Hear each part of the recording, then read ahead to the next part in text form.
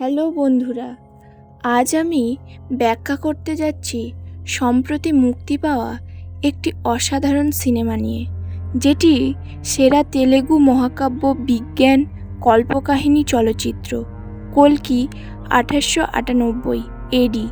সিনেমাটি অত্যন্ত আকর্ষণীয় এবং অত্যন্ত মজার। চলুন শুরু করা যাক।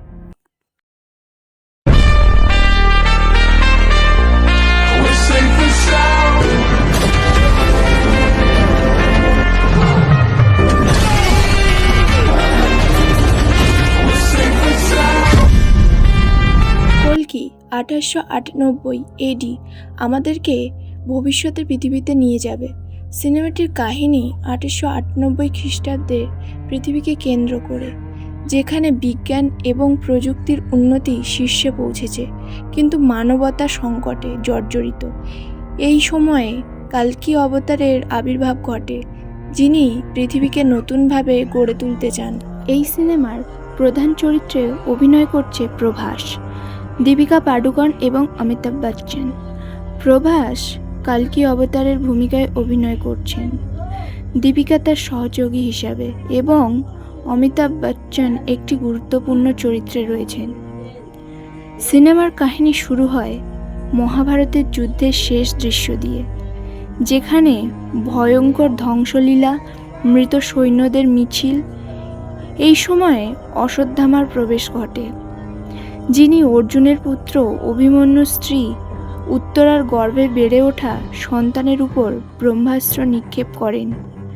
এর ফলে ভগবান শ্রীকৃষ্ণ অশ্বত্থামার কপাল থেকে রত্ন অপসারণ করে তাকে অভিশাপ দেন, যাতে সে মারা না যায়, তার শরীরে পচে যায় এবং পোকামাকড় তাকে খেয়ে ফেলে। 1898 খ্রিস্টাব্দ।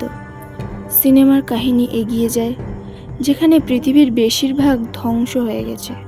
বেঁচে থাকে একমাত্র শহর কাশী, যেখানে সুপ্রিম শাসক ইয়াস্কিনের শাসন চলে।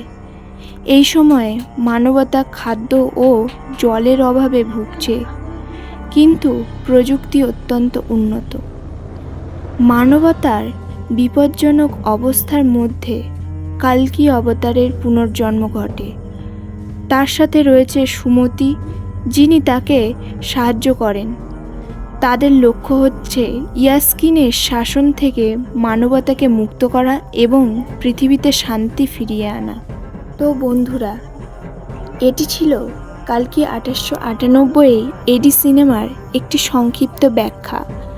আশা করি আপনাদের ভালো লেগেছে। যদি ভিডিওটি ভালো লেগে থাকে তাহলে লাইক, শেয়ার এবং সাবস্ক্রাইব করতে ভুলবেন না।